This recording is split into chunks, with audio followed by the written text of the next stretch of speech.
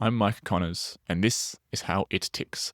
For our final story, we look at the extraordinary experiences of the Ticinese during the Australian gold rush, travelling to the other side of the world in the hope to strike gold. The story which I'm most excited about and selfishly chose because it's quite close to home is the involvement in the Australian gold rush. This is something every Australian learns in school at some point, right? The gold rush in Australia, growing up in a country town in Australia is like learning about World War II when you live in Europe. I mean, it's in terms of the significance of our country. And then you find out that there's a large amount of Ticinese find their way over to get a piece of it. I thought, what a fascinating story. Can you starting from the beginning? How does the news of the gold rush going on in Australia make its way to Switzerland? Well, people are interested in these gold rushes, of course, from an American perspective. When we think of the gold rush, we think of California, of course, and the gold rush in California in the 1840s. And there were Swiss involved in the Californian gold rush too. And some Swiss had made their fortunes. So gold is on the mind of people in Switzerland. This is seen, if you go out prospecting for gold, whether it's in California or Australia, I mean, this is so exotic for people in mid 19th century Switzerland. So news does travel. And Ticino at this point in time is likely the poorest canton in Switzerland.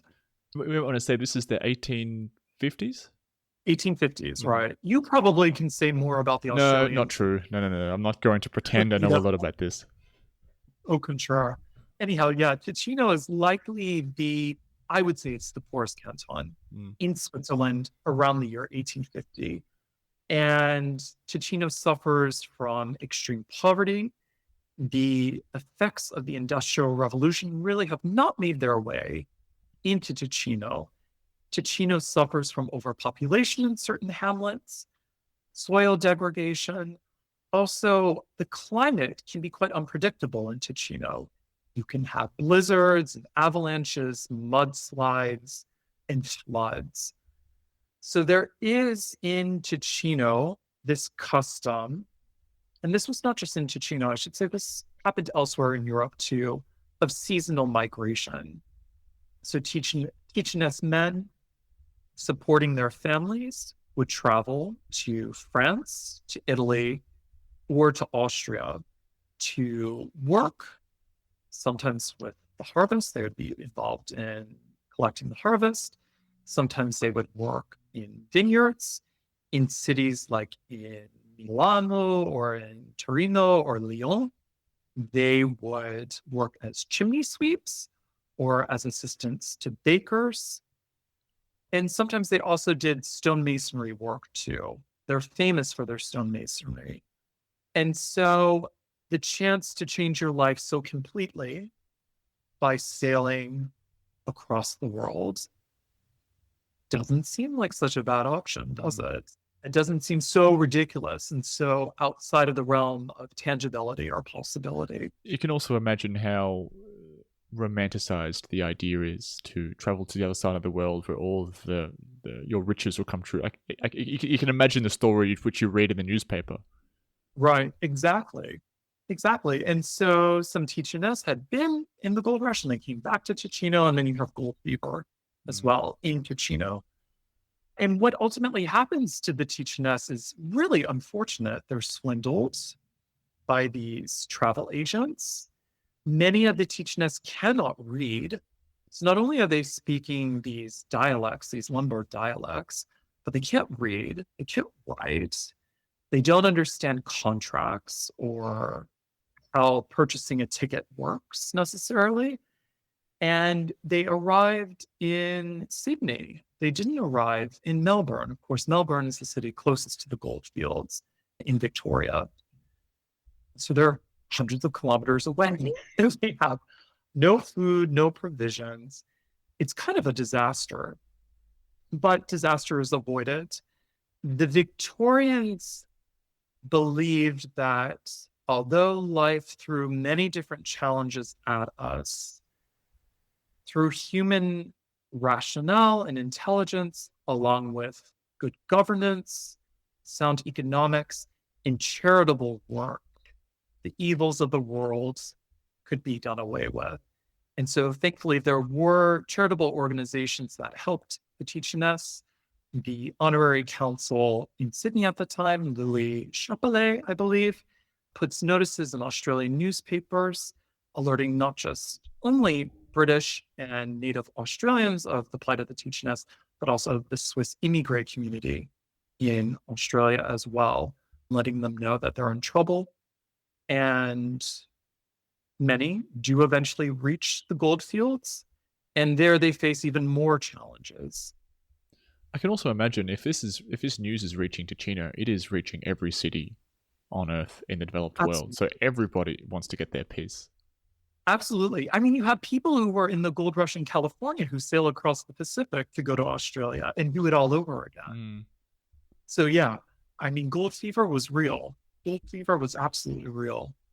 And now with challenges that they faced in Australia in the gold fields, well, I feel funny saying this to an Aussie, but the wildlife in Australia it's different. It's in a league of its own with all the poisonous animals.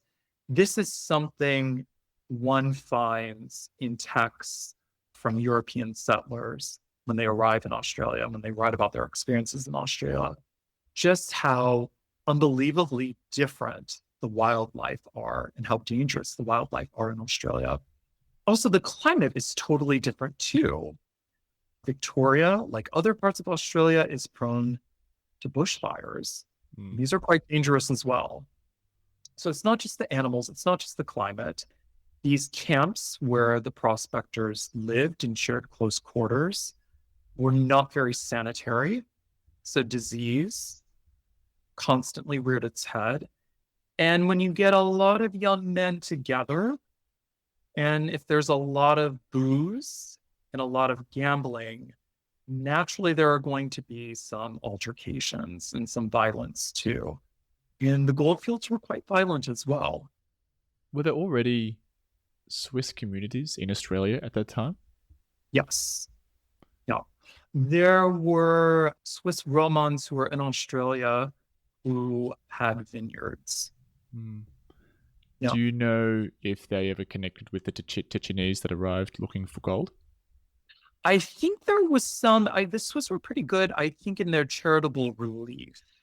As I said, I know the honorary council, who I believe was Swiss Romand, did help certain groups of Ticinese with charitable donations, but I don't know if there was widespread relief or charitable donations given by the Swiss Romand community in these families who owned vineyards. I remember in your article you said quite a lot of the Ticinese that actually came to Australia never actually, especially the ones who arrived in Sydney, never made it to the goldfields and ended up just setting up shop in Sydney as successful stonemasons and settling there. And now we have a culture of Ticinese people in certain places. Were there any that were very successful? There were some that were successful, and many of these went back to Ticino. And then you have a process of chain migration again. So many of the successful Ticinese opened hotels or restaurants, and they brought family members and friends to come and settle these various communities. Hepburn Springs, Daylesford is another in Victoria, and Castlemaine as well.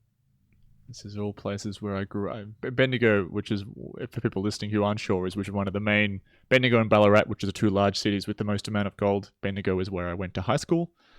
It hasn't had anything famous go on there since the 1850s. No, but the weather is wild there. It's actually quite cold in Ballarat. It can be. For Australia, I have a different definition of the word cold now that I live in Switzerland. Yeah. But I mean, Australian weather too is wild. It is, especially Victoria. I mean, people from Melbourne complain about the weather as much as people in London do. It is not the stereotypical weather you expect when you come to Australia. Right. And so you have them writing about the weather too. So that's completely new for them as well. Also, they did face some discrimination. So Australia at this point in time is largely settled by Englishmen and Scots. And of course, if they're English, they're Anglican. If they're Scots, they're Presbyterian. The Ticinese are Catholic. You do have, and you did already at that point in time, have a migration from Ireland due to the famine in the 1840s. However, where did most of the Irish go? They didn't go to Australia. They went in mass, of course, first to Great Britain. People forget this, to run the factories in Manchester and Liverpool and Glasgow, also Cardiff and Wales. And a lot of them went to the United States and to Canada. But there were communities of Irish people at that point in time, but they did face discrimination as Catholics. And I think one legacy that should be more, that ought to be more carefully examined and explored is that of the Ticinese in setting up Catholic institutions, in setting up Catholic churches, Catholic schools, Catholic charities, and so forth.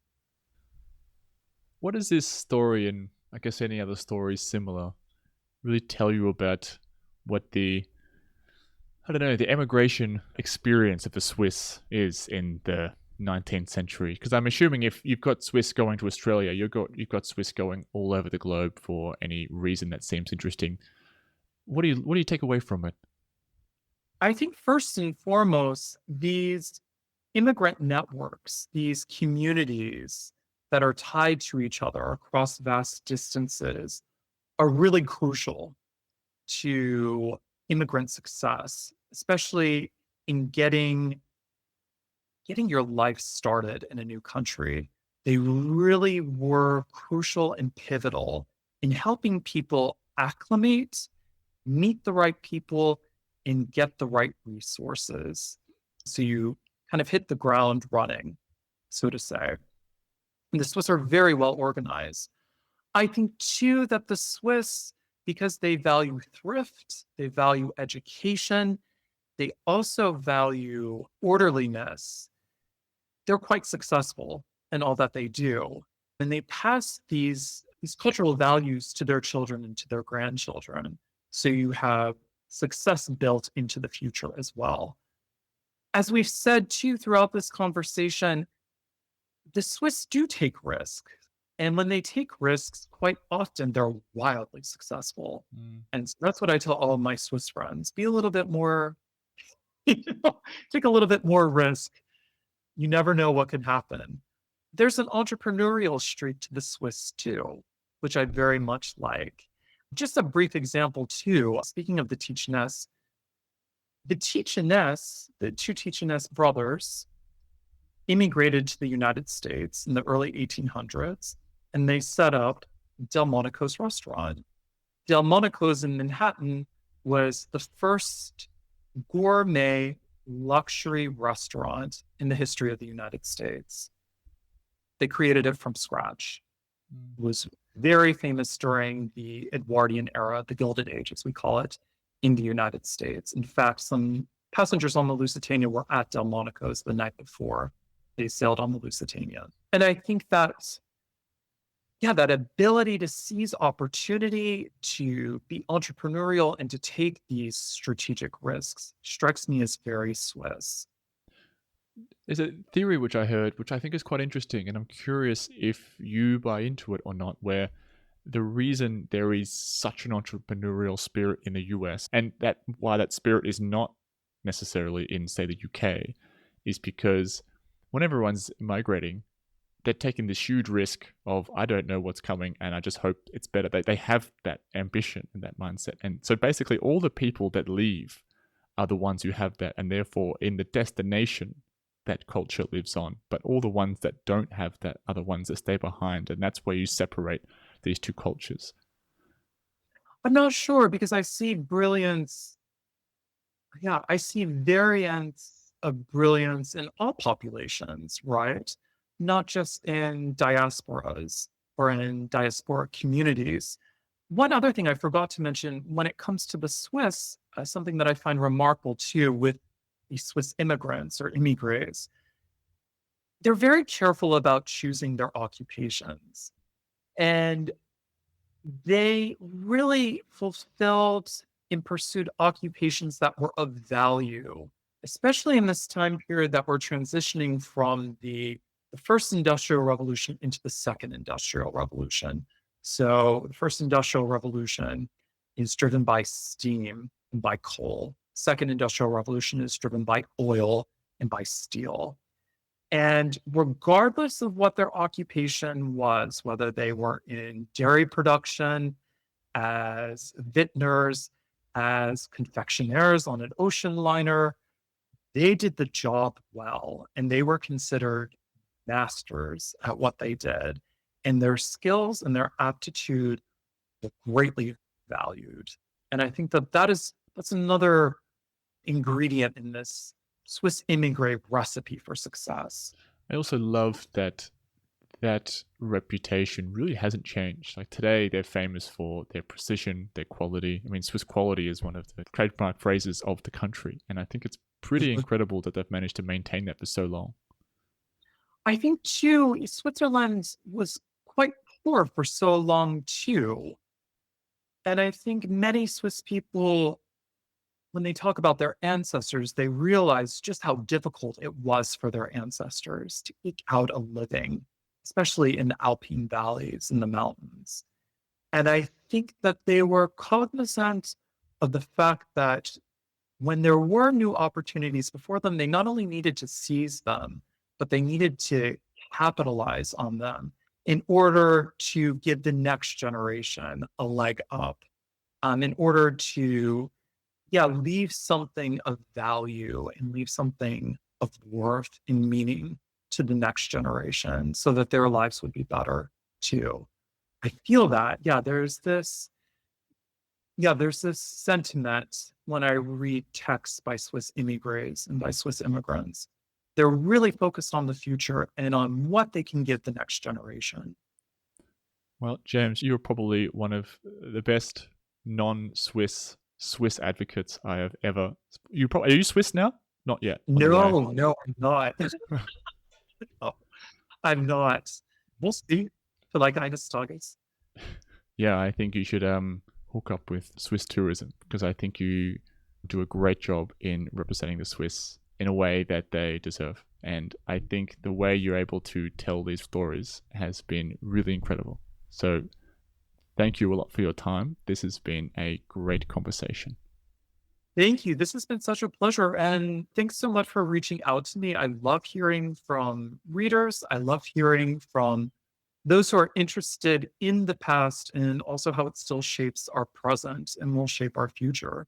So I was so delighted when you reached out to me, Mike, and we can continue this over beers, perhaps at some other point in time. That would be really fun. And so, of course, in the show notes, I'll be linking all the articles where you can learn a lot more about these. But James, if people want to go learn more about you and your work based on what they've heard today, where can they go? Yeah, so unfortunately, I'm working on my website, so it's offline, but I'm easily found. I mean, if you put my name in a search engine, you'll find all sorts of things. I have a big digital footprint.